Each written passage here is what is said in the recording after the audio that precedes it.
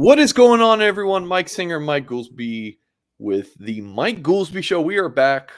Took a couple weeks off, but we're back, Mr. Goolsby. Off-season edition of the show. It's June, the dog days of summer, but busy time in football recruiting for the Fighting Irish. We'll talk about that so much more, Mr. Goolsby. How are you doing, my friend? What's new in your world? I'm good, man. I just got back. I was in Vegas for a few days for work. So that was the thing, kind of fully recovered from that. I haven't seen you in a month. It's amazing how fast time goes. Welcome back. Good to be back, JC. So yeah, I've been out here just training kids, kind of getting them prepped up for some of these camps. And you and I talked offline a year ago, and you were talking about just the recruiting and how important these mega camps are. Yeah. So I had a kid that I've really poured into over the last couple of years. And he went to a mega camp at Lindenwood University outside St. Louis. Yeah. And he walked out of there with 10 offers, dude. Let's go. F&A, dude. So I was just like, couldn't be more proud of him. And, to get that kind of validation back as his trainer or coach or whatever, it's just like, was walking on clouds, for a few days to follow. I'm not going to lie, man. I might be walking on clouds for a few days to follow because I gave you some advice and it worked. Yeah. Well, because again, I mean, you're more dialed into the recruiting sphere, and it's just like, what else should I be telling these families? What else should I be telling these kids, just to try and point them in the right direction? Dude. And I had two kids. These are all defensive linemen. All three of these players. Two kids go last year, and they got 11 offers between the two of them. So, what was it? It was like one got 11 and one got 3. So yeah, between those 3D linemen, it's 24 offers out of one camp in 2 years. So it's we're doing something right over here. Yeah. I mean, because I was just at Irish Invasion, Notre Dame's big invite camp by the summer, and you have so many kids who, I mean, I'm sure it was a great day to work out, but if you're coming from the South and you're going up to Notre Dame and you have like no offers, you really don't. What's the point of going to that? But you go to one of those mega camps where there's like 50 FBS schools, right? You got some Power Fives, you got FCS D2. I mean, you're just getting so much more bang for your buck. There's also going to be a lot more kids at that kind of camp. But if you're good, then you can impress a lot of people. So I'm glad to hear that, man. No, yeah, I mean, you nailed it, because he went into this kid. His name's Jared Lacuna, who goes to Millard South, but he went into it with a handful of D2 offers, and I knew he's an FCS player. Yeah. And then he got 2 group of 5 offers at that camp as well. So yeah, I think for those kids that, that want to go to an Ohio State camp or Notre Dame camp or whatever, yeah, again, bang for your buck. You can kill a lot of birds with just one, camp there and have a lot of those eyeballs. So yeah, it's been a fun summer. So we've been doing the Goolsby Show for, if you guys can believe it, it's coming up on 3 years. I mean, we've been doing this for a hot minute now. About 3 years, probably. March 2020 was when we first interviewed you, or I did an interview with you for a pod. So but as far as like the post-game show, that was that fall. So there's been many times where we've gone a month of not doing a show, but for whatever reason, everyone is just like, he's back. Look at this. I mean, well, dude, you take so many damn vacations, brother. I don't know why you say that. It's a 50-50 equation. I do travel a lot, but not many vacations. Not many. No, it's good. It's good to rest up, man. You got to recover in the off season. I do one big trip a year. I did Dominican last year. This year was the cruise. Next year, I'm doing a 10-day cruise in Europe, which is going to be sick. Didn't you say, I heard you on with Tim, you said you weren't a fan of the cruise. I wasn't. Another one? I mean, I was, it's not my favorite thing, but the thing about the Europe cruise is going to Europe. Like, this was just a cruise to cruise, but now you're saying I can hit all of these different spots in Europe as a first time, my first time going over there. Same bed each night, right? I know what to expect with the food each, and then just kind of port and go see these different places. I think it's gonna be pretty sick. Okay. This is a good question. All right. And we're going to talk Notre Dame. I promise. 5 minutes. We haven't talked Notre Dame yet. So Baja Blast, right? This is a 52-inch, sorry for podcast audience. This is a 52-inch plastic cup that I got from the movie theater. And this is how I just drink my water. I just get a ton of water. This is the biggest cup I've ever seen in my life. So I drink my water out of this now. Or is it tequila? We'll never know. Yeah, well, I remember back when you and Tim used to drink on the pod, man. Dude. Yeah, I know. I put on too many pounds. I meant to mention it too. I was getting ready for the show. I did go to Vegas for work. Yeah. And I did not go to the Taco Bell Cantina. So maybe next year. Yeah. I'm on the flight home and I'm like, damn it. What did I forget to do? And it's like, forgot the Taco Bell Cantina. The singer's going to be so disappointed. I am a little bit, but I mean, you're there for business. It's not like you were hanging on the strip too much, right? Or maybe you were. I don't know. But yeah, I mean, we got out a little bit, but no, nothing. Had to be up early. So, and dude, at 40 years old, brother, I've done Vegas so many times. It's like, I don't necessarily look forward to it. Yeah, I've only been once, and your takeaway was the Taco Bell Cantina. It was definitely a highlight. And I did decent in blackjack. So, but I'm probably gonna go back. I don't gamble. I'll bet sports. I'll bet college football, but the tables are intimidating, man. I've never really done it, and I just keep very intimidating if you don't know. Yeah. And it's crowded. But I found a locals one because my buddy lives out there, works at UNLV. So we had like a locals casino and $5 hands. So it was cheaper and it was fun. But anyways, right. Folks, please do if you're watching on YouTube live or watching back, which is awesome. The amount of people who watch this back, thousands and thousands of people watch the replay. So hello to people watching us back. I hope the future is doing well. Please hit the thumbs up on this video. Subscribe to our YouTube channel, of course, for more content. If you're listening via podcast, we appreciate you as well. If you haven't left us a kind review wherever you listen to this, please do that. And our current promo at blueandgold.com, it's $1 for 3 months or $49.99 for a year at Blue and Gold.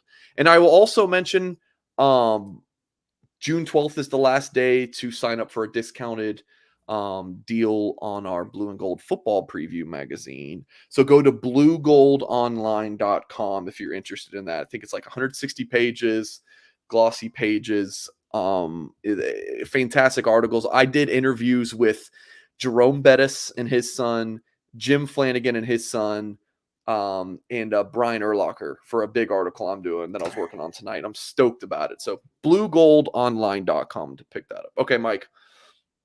Notre Dame football talk, 8 minutes in the show. We're finally getting to it. When we were talking about what we wanted to discuss for tonight's show, you were pondering like unknowns on the offense. It's kind of it's a pivotal year.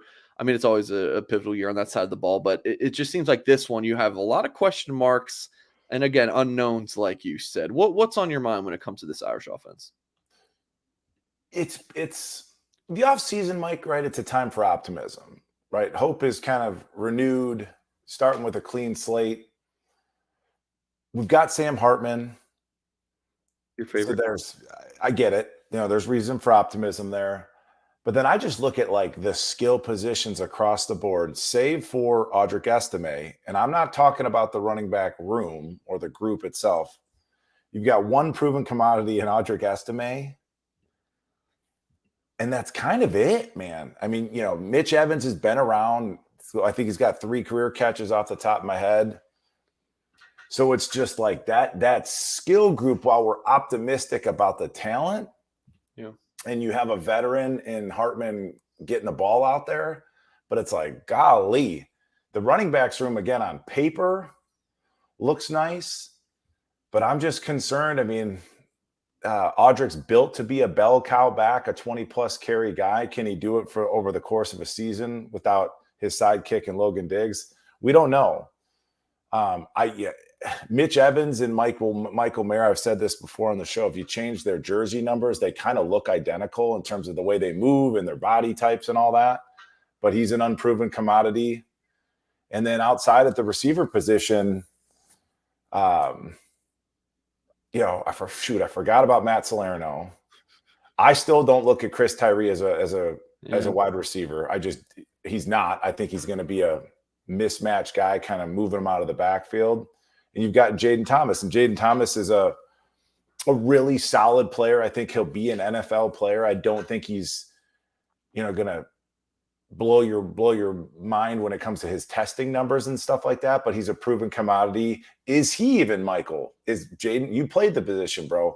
Is Jaden Thomas even a traditional wide receiver? Not really. He's kind of that hybrid body type H-back. You can do a lot. I don't say that as a knock, but it's man. it's an interesting contrast in that you've got, a 24-year-old quarterback that's played a ton of football, and he's throwing it to a bunch of kids. I mean, we're younger this year than we were last year at the wide receiver position. That's how it feels. So are you a 52-ounce glass, half empty guy or half full guy? I don't know. But that's where I'm at. Well, which one are you? I am wait and see. I'm kind of cautious here. And then the one thing that I'm kind of excited about, or maybe two things in regards to this young talent, is out of that Braylon James, Rico Flores, Greathouse, Caleb Smith group, who's going to be your breakout? Yeah. I think Jaden Greathouse coming off the spring game is kind of the obvious pick, but I just like that Braylon James, man. So he's kind of my pick.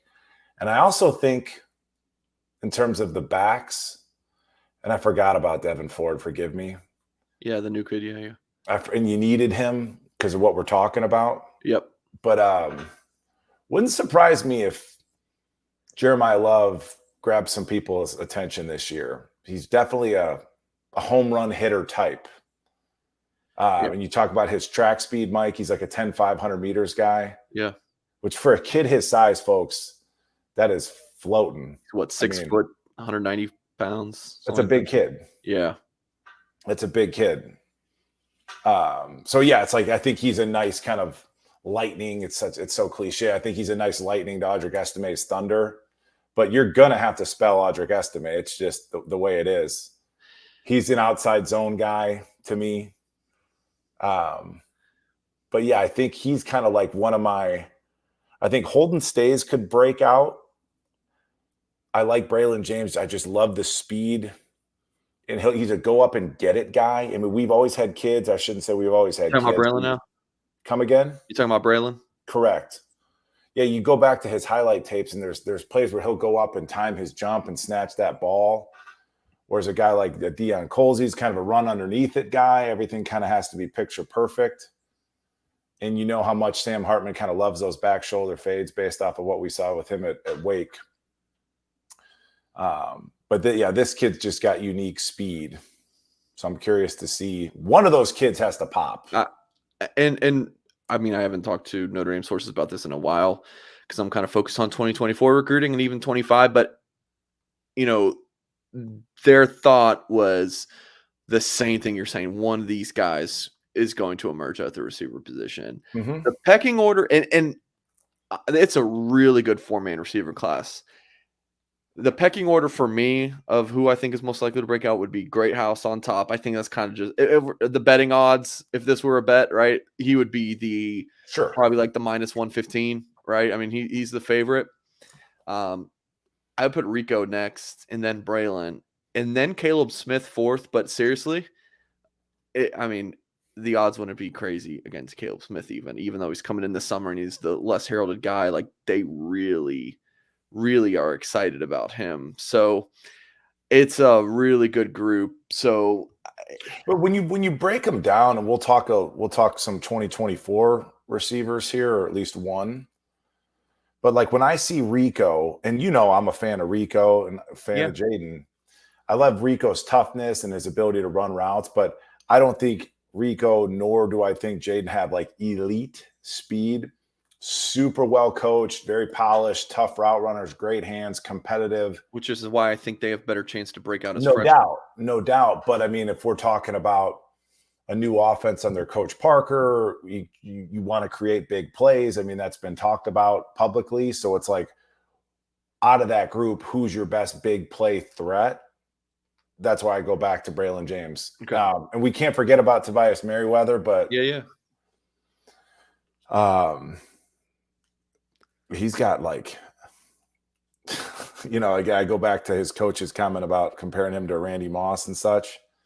But I wouldn't. It's just we got to find an over-the-top threat. We got to find a consistent player. I think Greathouse can be kind of that consistent kind of third down. Maybe who's going to replace your Michael Mayer? Just we threw it to him every other third down was going to Michael Mayer. Yeah. So there's just a lot of unknowns at the skill position. Very high ceiling. And how much does like Hartman's preference factor in here? The coaches have a say, but like, is he going to develop more of a chemistry with a Braylon James or Merriweather? Sorry, go ahead. No, I was going to say, like, Pine obviously had outstanding chemistry with Mayer. I mean, the guy looked to him all the time. So yeah, that's a great point. Like, I'll as you said, I was also thinking about like Aaron Rodgers. Like, totally, when Aaron Rodgers loses trust in a young receiver, he's like, I'm not throwing you the ball at all. I will not look to you. We'll just throw to a running back, and then Randall Cobb, 20 times a game. Yeah, Alan Lazard. Hartman and Aaron Rodgers are what, the same age or like 2 years apart? Or? See, I like that. Yeah, I mean, that's gonna be a thing. Coaches are gonna have their say, but Sam Hartman is almost a coach in terms of his level of experience or whatever. So, but I just got, like I said, I got concerns about the depth at the running back position. I'm super optimistic about Love. God, I wish he would have been an early enrollee. Yeah, I'd have felt better about it. How much do you think that impacts it for him? Well, when I just get into like the pass pro and stuff, I mean, like earning that coach's trust. But this is kind of one of those guys where he's just got that natural speed and natural ability where if give him a couple, 2-3 games into the season and see what you've got there. Yeah. And then you've got the two kids coming in behind him in Aeneas Williams and Young. Yeah. So it's like you're going to have to start playing these kids. And I'm not forgetting about Jadarian Price, who's another kind of elite talent, difference maker, game changer type ability. But I still want to give him all the time in the world to heal from that Achilles, just to get back to being that explosive athlete. Give him time. Yeah. And for folks watching on YouTube, this is footage that I shot from one game last year, all those clips. He was outstanding. He's a special player. Yeah, I think so. Before we move on to talk about some of this Notre Dame athletics director stuff, we got to address this. Like JC says, it all comes down to the O-line. It's a machine, right? The whole offensive machine. You can't fire on all cylinders if something's broken there. So, it's to a degree. That's kind of a throwaway statement. The O-line's got a block, but when we're talking, and Tim and I love to talk about this stuff, like special players. Go back to our last special back. Feature back Kyren Williams. Yeah, Kyren Williams. The last 3 quarters of his senior year or his junior year, whatever the eligibility was, he made a lot of his own yards. He stepped out of I don't know how many tackles that kid broke. So it's like the kids that have a special ability to hit a home run. Everybody remembers the run against North Carolina where he traversed field, stiff arm, touchdown. I mean, kids that have that kind of ability, runs like that, that's outside of the framework of the offense or outside of the blocking scheme.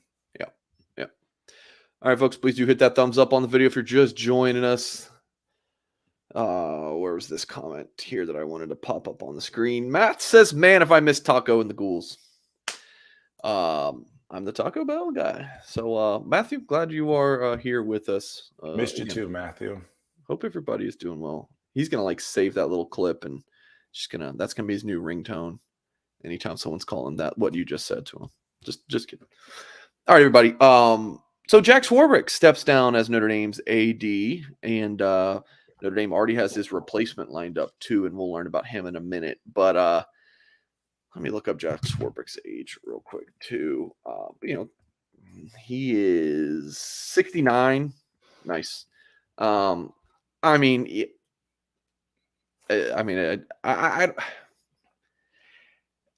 a lot of YouTube comments, when I did like a little news video about this, it was, oh, thank God he's gone, all this stuff. And, if you look at like the success at Notre Dame and his 15 years, I think it's 15 years, a lot of good things across the board in sports, right? But I also understand if, Notre Dame's athletics limitations, you want to blame it on him, I guess. But thoughts on this news, Ghouls, of Swarbrick stepping down? You and I were talking off air before we went live. Some of this is above my pay grade. We're hiring a former NBC exec to be our new AD. I get that he was a walk-on punter under Lou Holtz. Cool. But we've touched on this, or I've touched on this quite a bit on this show. and I'm trying to say this as politically correct as I can. It's like, when I became a Notre Dame fan, it was under Lou Holtz. And I think Lou Holtz had like blue collar DNA from, Steel Town and PA, if my memory serves me correctly. And it was kind of a blue collar fan base. Over time, Notre Dame has sort of become holier than thou, and they sort of bill themselves that way, and they sort of sell that. So like, I look up the new AD's like background, like he's from Greenwich, Connecticut, grew up very heavily involved in golf, right? The sport of kings. And it's just like, the way I see it, it's just going to be more of the same in terms of like, Notre Dame can kind of be a little bit stuffy at times. And I think if they wanted to stay on that path, this is going to be a good fit. If that's how Notre Dame wants to brand themselves, this is a natural fit. That was kind of my first thought. Does that mean, with his background with NBC, that our new TV contract is going to be renewed with NBC? I can't say. Again, it's above my pay grade. But you probably have a good pulse on this, Mike. Like, in terms of national branding with these young kids and the recruiting, because all of this centers around recruiting. That's why Coach Freeman was hired. It's difficult to build a national brand when we're always in bed with NBC. ESPN doesn't like Notre Dame, probably because of the conservative nature of the school and the program. But then also, we've got that contract with them. Well, it's true. We've got that contract with NBC where it's like, we're not doing ESPN any favors. And ESPN has that broad sort of reach. So, I mean, those are just my initial thoughts, just things to consider. But it seems like on paper, it's going to be more of the same. Okay. Lou Holtz, born in Fallensby, West Virginia. West Virginia, I knew that, yeah. Town of 2,900 people, and grew up in East Liverpool, Ohio. Okay. So you think going with Pete Bevekwa is kind of more of the same? I do. Okay. I do. I just look at his background, again, from Greenwich, Connecticut, East Coast. It seems like a natural Notre Dame fit. I don't know if he's going to shake anything up. I do like the fact that he's a little younger. I think that's a pro. As far as Notre Dame football is concerned, like with Coach Reese moving on, and because Jack had a hand in that kind of awkward marriage where Coach Reese wanted to be the head coach, and then he kind of strongly encouraged Coach Freeman to retain him as an offensive coordinator. So, like, as far as Coach Freeman is concerned, he is free and clear of like anything and everything related to Brian Kelly, the old guard. This is a new frontier for him with a brand new AD. Okay. Let me throw something at you. Please.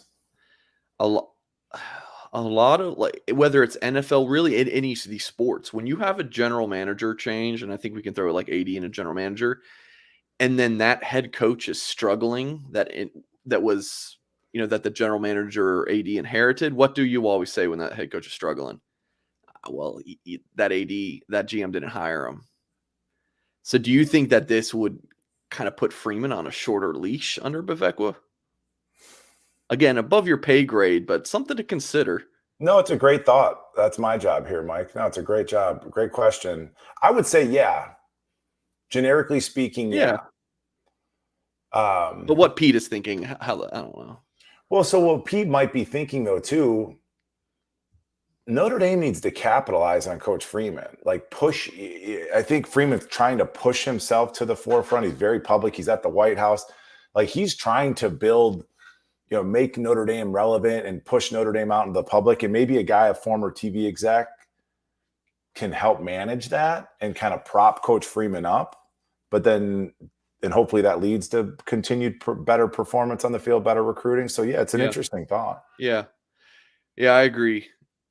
Like, I'll always have, just going through our message board at blueandgold.com, which, again, please do subscribe to our website. Check it out. Great month to sign up with all the recruiting stuff. But people be upset naturally about recruiting all the time. Oh, we didn't land, 4 5-star defensive linemen that we led for at one point in the past 2 classes. And I said, well, if that's the standard, then fire Al Washington, fire every other coach at Notre Dame, fire 99% of the country's coaches because they're not doing that either. So it's just I lost my train of thought. Just totally hate when that happens. Dude, it all happens to me all the time. Yeah, we're talking about the AD, talking about propping Coach Freeman up. I had a good point. I just totally lost it. I was looking at my other monitor. Your argument is that, nobody's ever happy about the recruiting numbers. They want the number one recruiting class. They want 5 stars top to bottom. I appreciate you helping me, but I just totally had a brain fart. Great radio, great TV here, folks. I'll just go to my other thought. But there was something good, and we'll go back to it. I will push back a little bit on your more of the same. Oh no, I was talking about Freeman. Okay, all right, I got it. All right, well, then we'll go. Nobody's watching. Nobody's watching. Yeah, no one's watching. Take your time. Have, 300 plus on here. Like when people say that, I'm like, I don't know who can come in here and do like a whole lot more. Like it's like when people are like, man, Notre Dame needs to sign better players. I'm like, what, you think the staff's not trying? Like I like they're like. I've covered recruiting for 10 years. Like, I don't know if I've in 4 at Notre Dame. I don't think I've seen a staff recruit as hard as this. I mean, look at how well Notre Dame did on Brian Kelly. The recruiting class numbers, just based off rankings. If Notre Dame signs a top 10 class this year, like they're on track for, back-to-back top 10 classes, Kelly never did that once. Yeah. Like, Notre Dame is trending so upward that I do think that Notre Dame needs to give Freeman some time, because I think that the way Notre Dame is recruiting in an NIL world that is not kind to Notre Dame, and this transfer portal world that is not kind to Notre Dame, given the academics, right? Like Notre Dame could change in NIL and just play that game like a Texas A&M. I don't think maybe they could. But the academics, the transfer portal, like getting undergrads to Notre Dame, that I don't think that's really going to change much. Like Notre Dame's pushing for it more under Marcus Freeman, but it's Notre Dame. It's not really going to change. So I think to offset these limitations that Notre Dame has, you need Marcus Freeman. Like he just fits so well here. So I do think Bevekwa would be wise to invest into Marcus Freeman. And yeah, no, like I said, he's a charismatic dude. There we go, Singer. No, it was just, super charismatic dude, handsome guy. He's doing a really good job. But the argument there is, like, Mike, how hard did Coach Kelly try? Maybe is it just the fact that Coach Freeman's actually trying, whereas he's not playing golf like Coach Kelly was over time? I mean, that was a thing. None of this is going to change, brother, until we put guys in the first round. Yeah.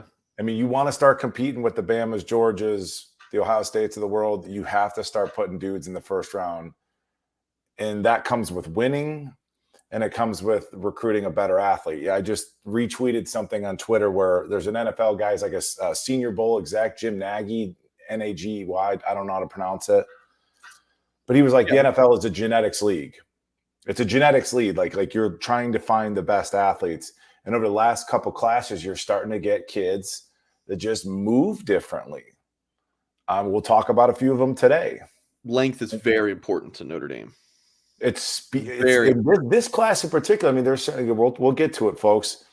There's some like lower ranked kids, but they're really good football players with high upside athletically. And I know the ranking isn't where you want to see it, and the offer list isn't anything to write home about. But if you really drill into the film, they're really, really good football players that have high athletic upside. They've got length and they can run. And that's really what it's going to take to kind of change that narrative. Yeah. And then the better teams, the more successful programs, and this isn't rocket science, like they win more postseason awards. You have more draft picks. I mean, when I was at Notre Dame, it was up, down every year. You win 9-10 games, you'd have 6-7 guys drafted. You win 6 games, you have 2 or 3 drafted. It's just the way the world works. Yeah. Andrew Gilmore drops a 5. Appreciate it. He says, talk about the elephant in the room. My hope is that the new AD is 100% in favor of NIL. So that was my other thought. Like I was kind of going to say, I'll push back on you on. I think having this NBC guy is kind of like bringing an outsider into your AD. Maybe a lot of AD hires are in television. Heck if I know. But it seems like bringing an outsider in to the, like, I don't think he's worked for a college before. Like, I mean, he's almost like a consultant, Mike, right? That's like he's almost like a full-time in-house consultant taking his background. Yeah. I kind of like it. I don't know how he's going to do that he's younger. Like, I don't know how he's going to do with scheduling, but like football is scheduled out for the next decade, so he doesn't really have to, he can work on the 2037 schedule, I guess. But do you think he's going to tap into Coach Holtz for advice, etc.? I don't know, but I think it's a good outsider's thing to, just continue to grow Notre Dame. There might have more games on Peacock because of this. I don't really care about Peacock as much as everybody else does.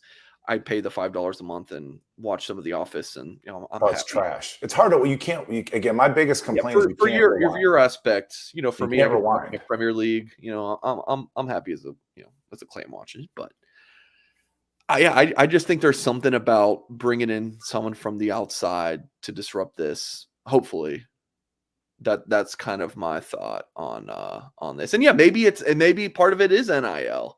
Like maybe now Notre Dame has got a ton of players doing NBC commercials or something. Hell if I know. Maybe Notre Dame does a show on NBC. I don't know, but just something in NIL, dude.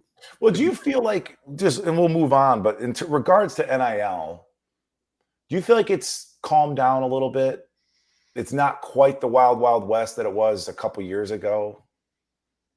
Is it as big of a thing? How about this? Maybe it's not the wild, wild west. It's just the Wild West. Okay. Maybe it's not as crazy because there's so much like we don't know what this is, but it's and On3 actually just had like this whole NIL conference. I don't know if you saw it, but the Kirk Herbstreit was there. The big the gymnast girl from LSU, the social media sensation. She was there, and a lot. When On3 was talking to some of these guys, like how does NIL impact your recruitment? They're like, it's somewhat of a factor, but I'm going to go where I want to go. Now that's what we all say, but if you're getting thrown six figures at you, it might become a bigger factor. But it takes me back to the NFL conversation. You got to get guys into the first round. I talked to a Big Ten coach last week. There's a tight end I work with that got an offer from Iowa, Nebraska, and Illinois. Talked to the Iowa coach. And he's like, "Oh, we don't," because I'm joshing with him about who's tight end you. Is it Iowa? Is it Notre Dame? And he's like, "Oh, we don't recruit Notre Dame kids." He's like, "We're not going to get that 4-star. We're not going to get that 5-star." He's like, "We develop kids." And I'm like, and then he goes through like the list, like Dallas Clark, who was a, I don't know, borderline Hall of Famer with the Colts and Peyton Manning. Like he was a walk-on tight end that they turned into a first-round pick. I was like, I didn't realize that. Yeah. But they're putting guys into the first round. I mean, Northwestern has more first-round picks than we do. So it's like, we know Joe Alt, barring injury, whatever's going first round, Blake Fisher potentially first round. Like you need to start getting some of those marquee player household names. I mean, it's Notre Dame, man. Yeah. That's what's going to take. You got to have the athlete, and the production. I mean, that's how you're going to grab these high school kids.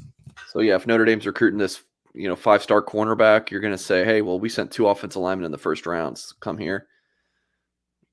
I think first round is first round. I don't think they're going to. Yeah, sure, it doesn't need to be a first round corner. Ideally, sure, but I mean, we need first round kids. Like every year, you got to have 1 or 2. It's just the way it goes. Okay. Like Justin Scott, that's a first round talent. It just is. I don't disagree, but stay out of the way. It's a first round talent. Yeah, I don't. If that does happen, I don't know if it would change as much as you think it would. I'd like to find out. I would like to find out too. That'd be a great discussion. Yeah. All right. When you talk to them, I mean, you talk to these kids, I'd love to know. It's just like, it's when kids think about playing in the NFL, I was one of those kids. You think about being a first-round draft pick. Yeah. No kid dreams about being a 6th-round draft pick or a 4th-round draft pick. For right? sure. No, for sure. You're talking to kids. The NFL is the ultimate goal for sure. Yep. For sure. But I mean, I think the goal is more of getting to the NFL, not so much where you get picked. You just want to make it, and then Notre Dame can point to all-time draft picks. as a pretty good thing. I just think that NFL success, draftable NFL kids, is a way for us to circumvent a little bit of money being thrown around with NIL. Okay. All right. Cool.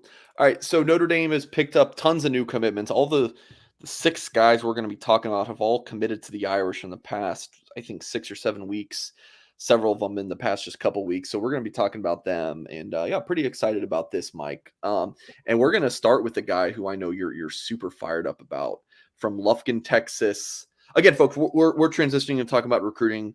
These guys committed to Notre Dame. If you have anything that you want us to address pretty quickly, we'll just drop a super chat. We'll get to it. But otherwise, we're going to be talking recruiting here. Lufkin, Texas, 5'11", 225 pounds, a bruiser, potential Audric Estime replacement, 4-star player. Picked Notre Dame over, I think he had like basically all the Texas schools, if I'm not mistaken. Michigan was after him as well. Committed to Notre Dame June 5th, just off the heels of an official visit. What do you think about him, Mike? This kid's dope. He's fantastic. I went back last night and I watched Audric Estime's highlight film, and he's a markedly better player than Audric Estime was in high school. And if you remember, Audric Estime was a very super late offer for us, right, Mike? Yeah. Wasn't he like 11th hour? Signing day. Yeah. So this kid is like, my comp for him was like, and again, these are all fun comps when I do this, but it's like Ezekiel Elliott. Ezekiel Elliott to me is like damn near like the perfect running back. I looked up Ezekiel. Ezekiel Elliott is 6 foot tall, 226. This kid's 5'11", 225. Like thin waist, big thighs, stop start. His balance is elite in terms of like his contact balance, and that was something we saw a lot of with Kyron Williams. This is kids like an inside zone, runs with a wide base, low pad level. He's got burst. He knows how to set up blockers, patience, all that. Like this kid is a great running back. And like if you compare him to like a Jeremiah Love, who's kind of like a long strider, kind of a home run hitter, Darren McFadden type back, this kid can like make his own yards, the kind of dirty yardage inside. This kid's really, really it's like, again, when you draw up a true running back, brother, like this is what they look like. That thin waist, big thighs, almost looks a little bit pigeon-toed, which I like. It's a marker for athleticism. I think we talked about this before in the past. But you just see the balance, dude. I don't know what his time speed is, Mike. I don't know if you have any data on that. I'd love to know that just for like some confirmation. To make you feel really, really good about it, like a 100-yard meter time or a 40 time. But yeah, he's playing down in Texas. This kid's special. I talked about this in a video we did with Tim Hyde, just about Notre Dame running back recruiting since the 2019 class, dude. It's just been so good. To Kyron, Tyree, Estime, Diggs, Price, Love, Kedren Young, Aeneas Williams, dude. I mean, it's so freaking good. Like that's what 7-8 backs right there. Those are all big time talents. The lowest ranked of that group, Kyron. I was going to say Kyron or Estime. Kyron. And it's you want to call him a Estime comp or something because he's 220 big plus, but his pad level and his base with his feet, he plays much lower and has a lot more wiggle. He kind of has that dead leg thing where you see kind of people drop their hip and step out of attack, like Saquon Barkley probably does it the best.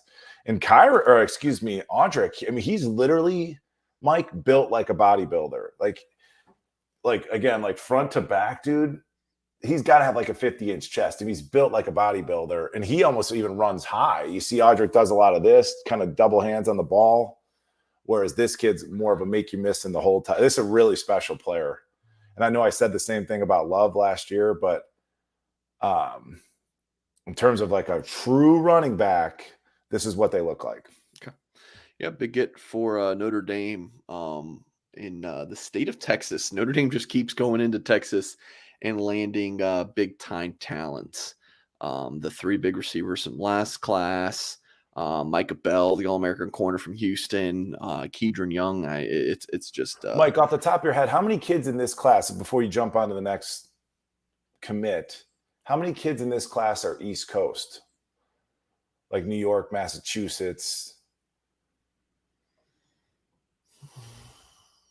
They got a kid from Virginia. I don't know. I don't know, Mike. Off the top of my head. Because I'm not a fan. I don't know if I've ever mentioned that before. I'm looking myself. You're not a big East Coast guy?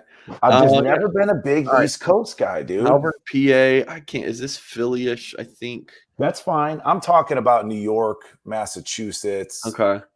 Like, where you got Jason Anye from like Massachusetts. Do we have any of those kids in there fits, academically? Okay. You got one New Jersey kid, I think. Go down.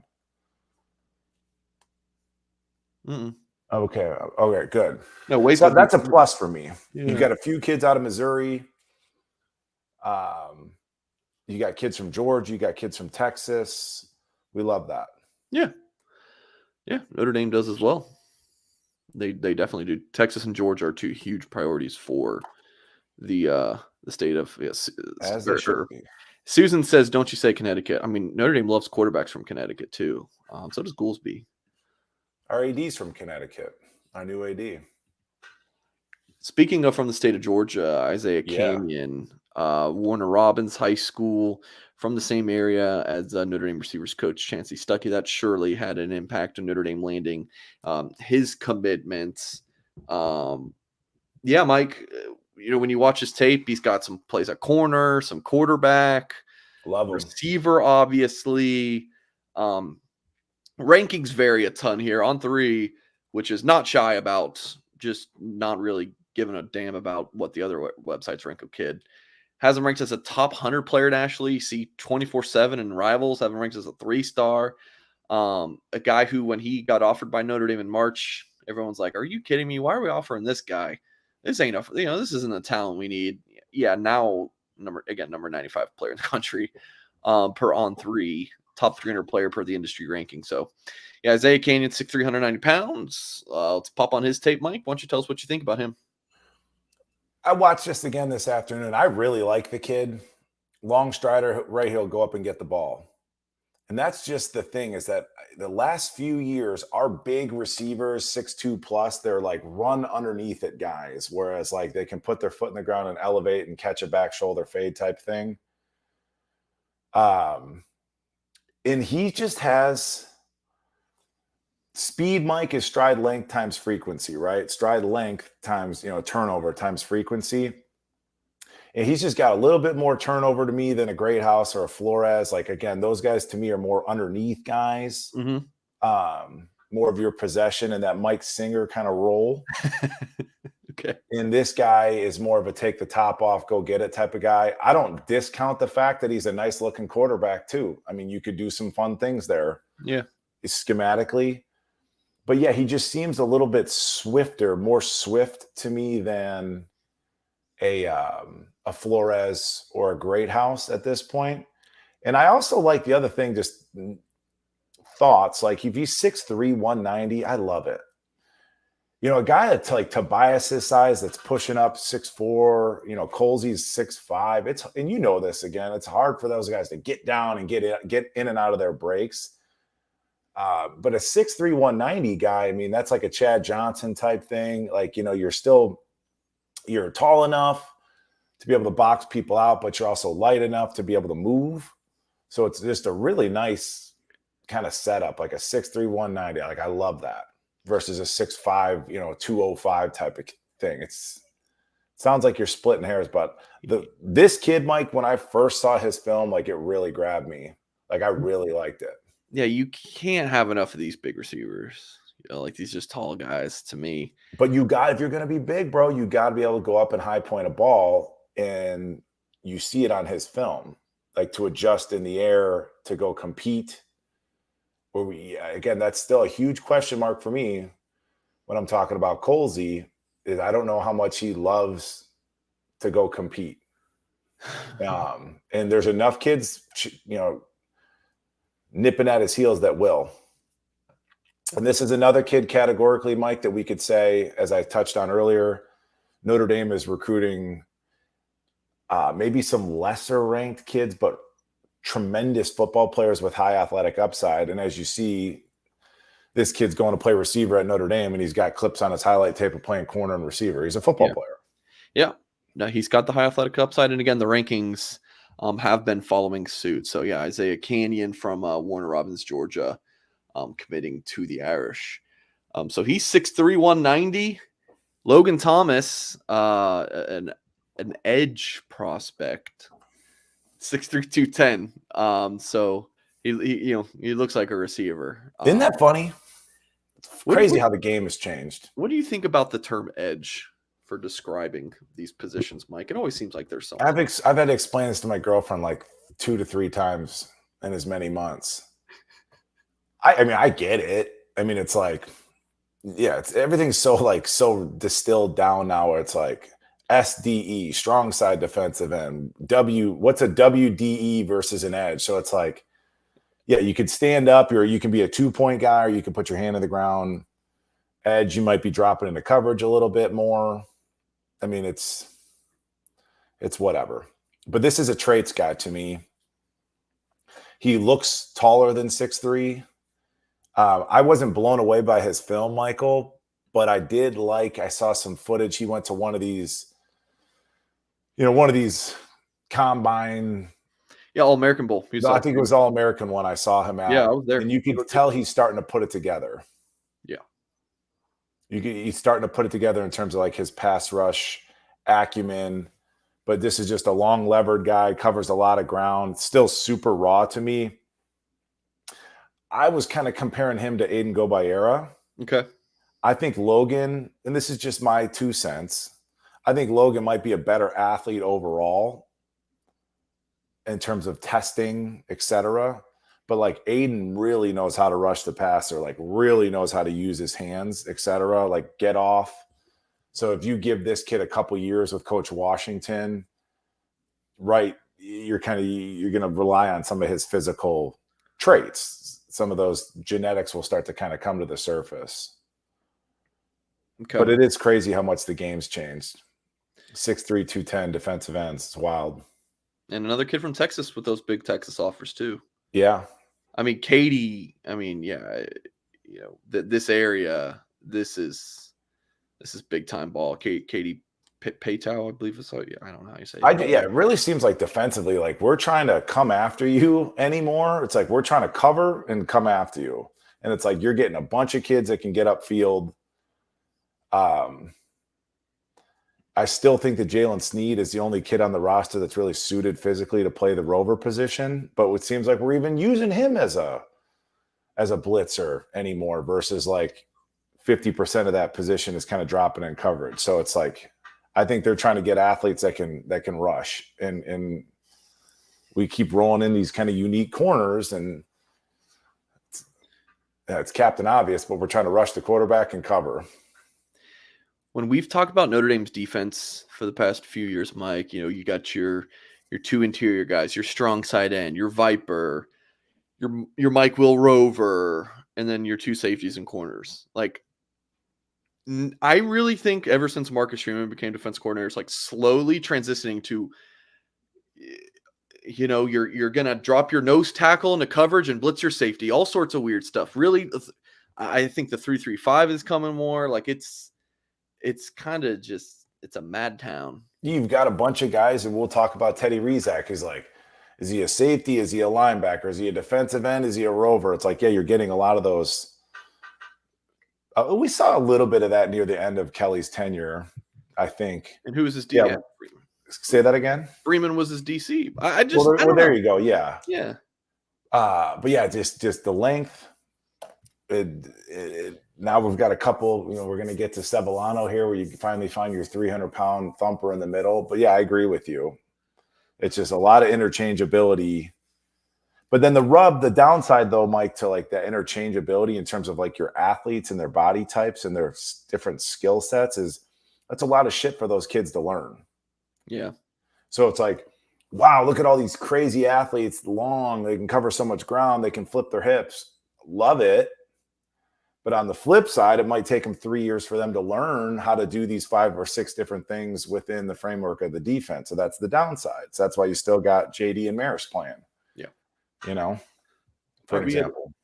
We had a super chat from Andrew Gilmore that I want to pop up on the screen in just a moment. He says, Mike G, if you can only have one, Rushing or Scott, I know you know about, you're familiar with Justin Scott. I don't know because we haven't talked about Elijah Rushing a ton because everyone just wants to talk about Scott. I don't know if you're familiar with this kid, Mike, Elijah Rushing. I'm more familiar with Scott than I am Rushing. That's what pop his film on for 2 seconds. Let's do it. So I give him an honest answer. So he's the 5-star. Honestly, Mike, he looks like Keon Keeley. Got to add here. They're getting free. So he plays outside? Yeah. Then give me Scott. And I wasn't crazy about, you're right. He does look a lot like Keeley. I wasn't blown away by Keon Keeley. I understood it. A beautiful athlete, as is Rushing. They're tall, they're long. And you could see why they're a 5-star. It's because they're 6'5", 6'6", they're 240 or whatever playing at the high school level. But yeah, give me Scott. Give me Scott. Scott's a 6'5", 310-pound dude that moves like he's 265. And like, who's the kid, the defensive tackle, Jalen Carter for Georgia? Justin Scott is one of those guys. Just long, explosive. He can jump around blocks and still make the play. Yeah, this kid plays too high for me. Give me, beautiful athlete, but I prefer Justin Scott just because he's inside. It's a fun question. And Andrew, I really appreciate the super chat, but it really doesn't matter. It's asking me, this is my whole point, Michael. It's like Loghan Thomas can grow into this. Is my whole thing. There's a lot more of these Vipers. There's not a ton of Justin Scott. This is Loghan Thomas, but with 30 pounds. That's basically what it is. In 2 inches, and that's why he's a 5-star, and Loghan Thomas would be a 4-star. I mean, that's what this is. Yeah. But a Justin, I'm telling you, a Justin Scott type, and even Sevillano to a degree, bro. Big men that can move like that with that kind of fluidity and burst, they're more difficult to come by. Yeah. If you're going to ask me, would you rather have like a good pizza or a bomb-ass breakfast burrito? It's like, I don't know. Just give me both.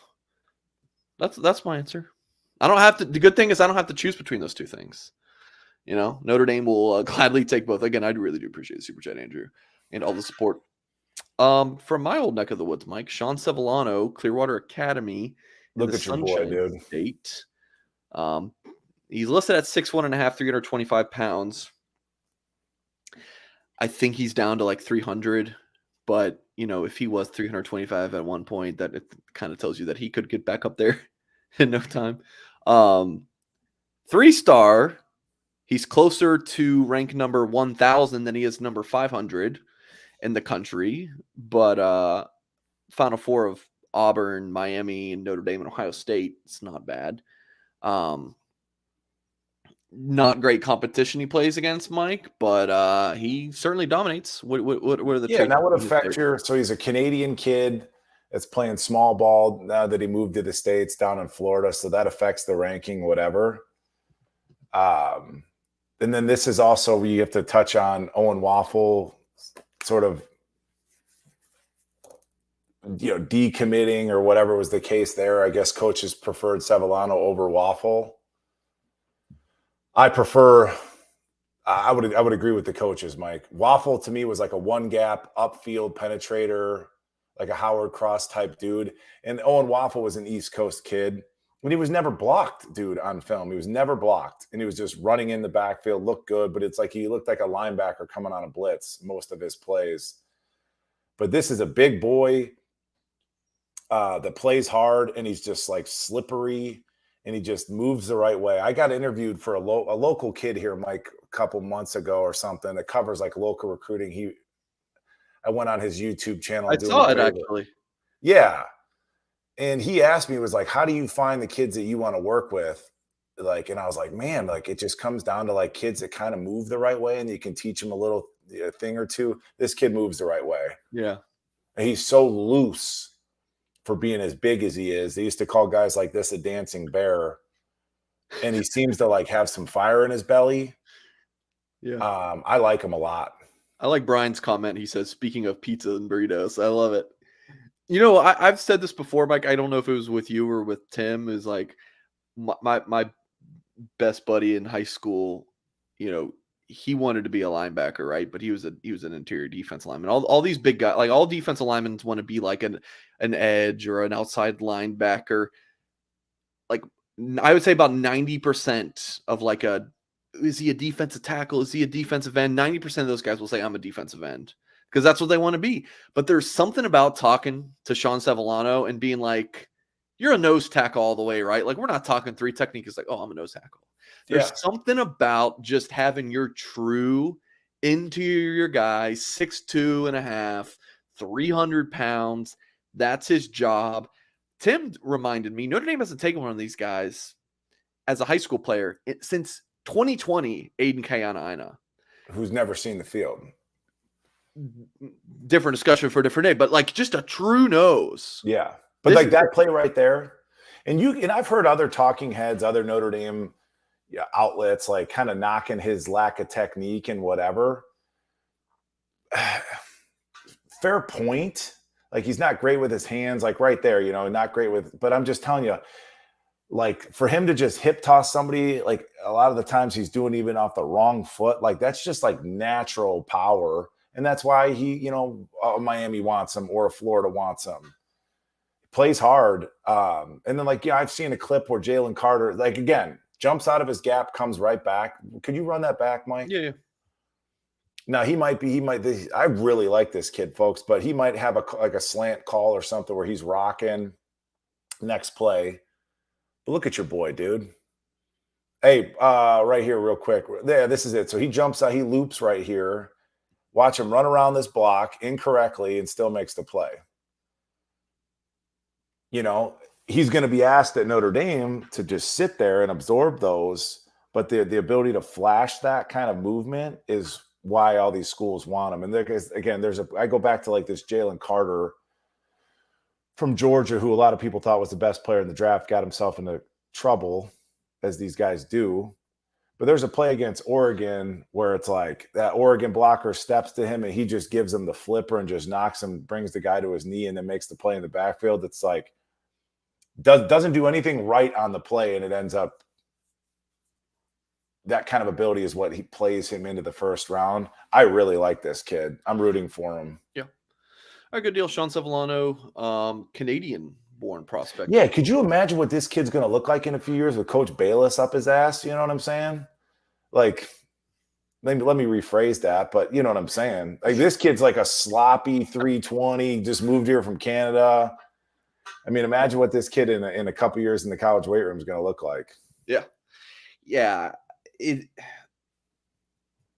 excited about him. For your top end guys, it's a little bit easier to know exactly what they're going to be, but that's even still difficult. But for, you know, the less heralded players, like you have to be good with your projections. Like you can't look at the kid be like, guys, he's sloppy in high school right now, but you got to project what he is. So he might be like a true 3-star talent right now, but these schools, these big time schools were after him or see the projection for the next level.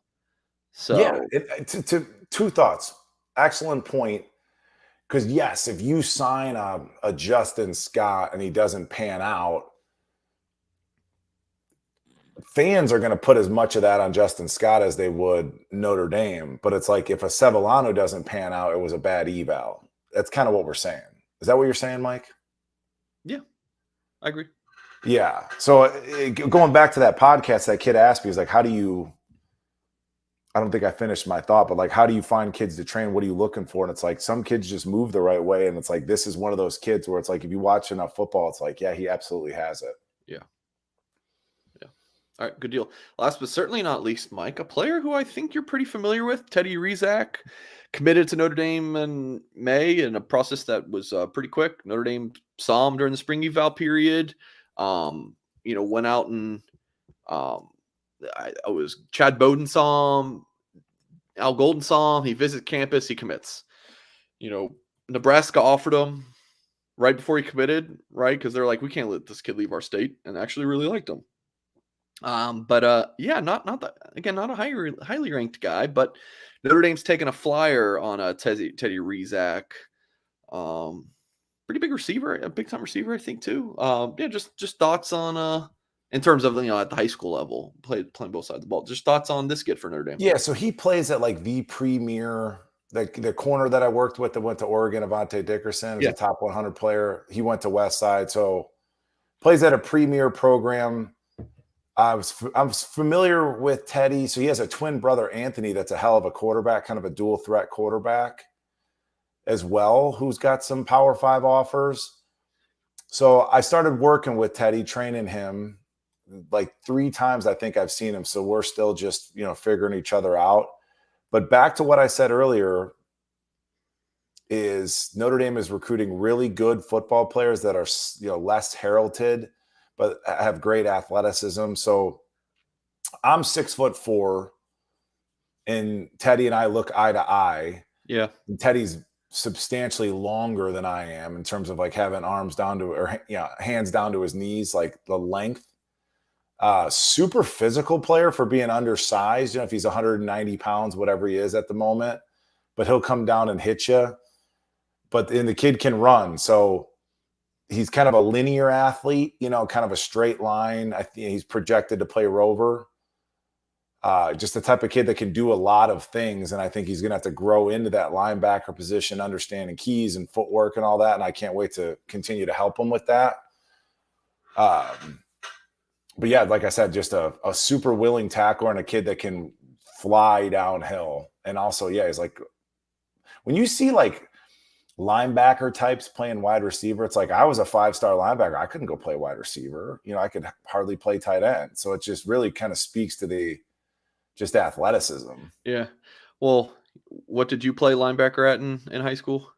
I came to Notre Dame as a 17-year-old. I was 236. 236, yeah, and he's 190. Yeah. It's different. Right. It's a definitely different game. But it's if you go back to the very, very, very first clip of his film, I think he's like a curl flat dropper. And if I remember off the top of my head, like he runs underneath like a dig route. Yeah. Like that's probably what got Notre Dame's attention, because it's basically what a rover does in terms of responsibilities, was just that. It's like, oh, okay, this kid understands how to like take his eyes off the quarterback and find work and coverage. So he's just got to put weight on, is really what it comes down to. But then again, bro, we're talking about Loghan Thomas, who's a 4-star defensive end, and he's what, 210? Yeah. So if Rizak's 190 or whatever, as a rover kind of linebacker hybrid type thing, is 190 really that small? Yeah. So what's he going to need to play at? 205, 210? I mean, Jeremiah Wusu-Koromoa was an amazing rover, and he went into the league at like 212 or something like that. Yeah. And he's killing it in the NFL. Yeah. Yeah, JOK is a little bit shorter, but Rizak's just going to be longer. And this is another thing too, just getting to know the kid. Yeah. Definitely has like an edge to him, which I really enjoy. And he's into Notre Dame. Like he'll sit there and listen to like my war stories and stuff like that, which I dig, right? He'll ask a lot of questions, which I think he's trying to get himself kind of familiarized with the program. But you could see, dude, he's a physical player. And then the other thing too, in terms of like impacting somebody's ratings or recruiting, offer list, whatever, like Teddy does next to nothing on social media. Yeah. And as bro, like, I mean, that's part of playing, that recruiting game. Like he doesn't even really have a presence on social media. So when he got the Nebraska offer, I think he posted it on a Tuesday. He got it like 3 days before that. My understanding is that the family wasn't even sure to post it. Like, I thought that he should, because that's a big deal in the state of Nebraska to get that offer. And when some, fan just has no idea who Teddy Rizek is, what's the first thing going to do? Look at the offers and look at the ranking, and you're just like, oh, well, he's low. He's ranked low, and he's a Nebraska kid without a Nebraska offer. So I think it's important that he got that and did announce it. Yeah, the kid does seem like he's got some shit to him, and it's a kid that I think understands how big of a blessing that offer is, how big of an opportunity is. I don't think he takes it lightly. And we've talked about this, or I keep saying we, and it's me. You're good. Like, having kids that like love football and wanting kids that love football. He's one of those kids. How cool is it? A kid that'll sell out. Sorry, Mike. Train him. I don't think you've trained. I mean, train like a Notre Dame commit. Is this your first? Yeah. Well,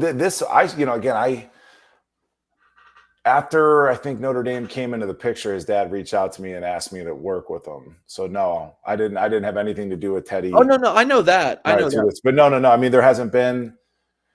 Like, this is your first Notre Dame commit you've trained. A lot of programs, though, Mike, haven't really traditionally come to Nebraska. Yeah. But like, you've got all kinds of programs coming here. I mean, Teddy's teammate, a 2025 kid, Christian Jones.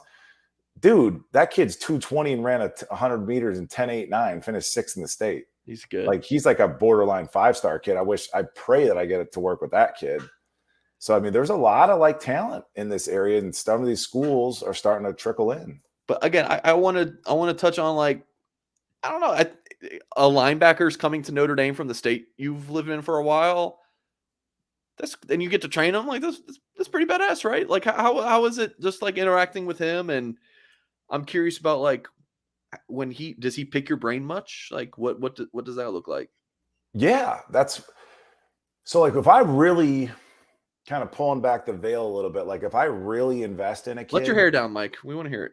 Like, if I really invest in a kid, it becomes like a relationship, and to a degree, it's somewhat sacred. So it's like, I'm not gonna like speak publicly about this like too much stuff, because it's like I'm building trust with that kid and his family. But yeah, I think it's a huge blessing that like they trust me to start to like hopefully develop him and get him to understand like a different position. So yeah, it's been very cool, dude. It's just like I don't know what you want me to say. But yeah, I think he thinks super highly of the program, hence the quick commitment. He was on his official visit this weekend. Yeah. So I told him to drink a bunch of water, dude, because they might put you on the scale, So, no, I really look forward to his development. And the biggest thing that I'm working with him on now is like, this is his feet, right? So everything that he's done as a receiver and as a safety, it's very like linear. It's downhill. So like, to get him a little bit to play with a little bit wider base and just more lateral change of direction stuff. Because as we know, you go in and play as a rover, you got to be able to play inside as a will. Like, think of like a Jack Kaiser. All these guys end up kicking inside. So it's like, I'm trying to start him to understand he's inside, and then he's more of a natural playing out in space, but just to get him comfortable playing inside too. Yeah. What do you think, dude? Oh, I'm thinking that I really want to do an article with him, and I just need to find someone in Omaha that I can talk to about him that has trained him before. I just don't know who that would be. Yeah, I got a guy. It was funny when I was talking to Teddy's dad, before he had committed, about you had come up, and he was just like, yeah, I was talking to Mike Goolsby. I even heard he did a Notre Dame podcast. Really cool guy. Because I asked him, I remember asking him, like, do you know Mike Goolsby? He's like, yeah, I talked to him. I was like, who does the podcast with you? You had no idea. I was like, yeah, small world. Small world. It is a small world. All right, Mike. I think that just about does it, man. Hit hour 10 minutes. Any closing thoughts on any of the things we've talked about today before we sign off air? Or the floor is yours, Goolsby. Anything you want to chat about? I'm just ready for some football. And I keep saying it. what'd you say, close to 3 top 10 recruiting classes in a row. And I'm really excited to see some like young kids get a shot. I just think the way that this season tees off with the early slate of games, it's a perfect opportunity for us to baptize these kids by fire. That's what I'm looking forward to. Whenever we've had a lull where we're not doing a ton of podcasts, we'll have a lot of people say this kind of comment. Andrew's joking. He says, "When does your Bama podcast start?" I said, "Man, does Goolsby follow Buckner to Bama? Is he doing a Bama podcast now?" If I do anything, I'm going to do Patreon episodes. But no, I'm absolutely rooting for Tyler. And if Tyler plays well at Bama, it'll be some sweet vindication for me, And I've got I ordered a shirt off Etsy, a Sam Hartman shirt, so I'm waiting on that in the mail. So I'm a fan now of Sam Hartman. What's your Sam Hartman shirt? I have to wait till I get it, dude. I'll wear it every Sunday. Okay. And what if Buckner doesn't do well there? I can't see it not happening. Or you might not even play. I guess we'll see. All right, that's going to do it for this week's show. We'll see Goolsby in probably 3 months. That'll probably be our next show at the rate we're going. No, seriously, we'll bring Goolsby back on soon. July, maybe early July. Hey man, like I said, you always be like, "Hey, can you do it?" I can do it whenever. I'm down. I mean, I'm doing. All right. I'm not busy Sunday nights, so I'm down to do them whenever you want, man. Sunday nights can be annoying, dude. Like, I don't know why we pick Sunday. I know why we pick Sunday nights, but now I'm just like, no, Sunday nights. It's like a drag before getting. It's like what an asshole. Right before Monday, like it's just like, oh, my Sunday night. Right before Monday morning meetings, write my big article. Part of your ritual. Yeah, call me about Teddy Reed. Monday nights. Maybe we'll mix in some Mondays. I'm down to do whatever, man. And I think we need to get you and Hyde together too. I think we need it. People ask about that a lot. I'm free as a bird. Hey, and as Coach Deion Sanders would say, I'm not hard to find. That's been the Mike Goolsby Show. Appreciate you, folks. If you haven't hit that thumbs up on the YouTube video yet, please do that. Or if you're watching via podcast, leave us a 5-star review. And if you really like us, go over to YouTube and hit the thumbs up on this video. We're not hard to find on YouTube. Blue and Gold on Notre Dame, or Notre Dame football, Blue and Gold. I don't know what we call our YouTube channel anymore. But yeah, go over to the YouTube, blueandgold.com. Hit the like button. Hit the like button. Please do. Go to blueandgold.com for Notre Dame football coverage and for that Notre Dame football preview. I don't have last year's in front of me. I put it away. But it's 160 pages or so of season previews. Hey, real quick, Mike, have those gone to print yet? No. We're just in our pre-orders. Can I write something for that? Not anymore. Okay. I think my article is like the last article to go in it that hasn't been published yet. But so here's the deal for folks still with us. Yeah, I mean, it's click here to order. It's special offer. Click here to get the preview for only $10.95 when you order a BGI magazine subscription, right? So you get a little discount there if you're a magazine subscriber. But I think you can still get, right now, if you're not a magazine subscriber, $18.95 and free shipping. It's still a heck of a deal. And then it's going to go to $5 shipping after the order, the pre-order deadline tomorrow.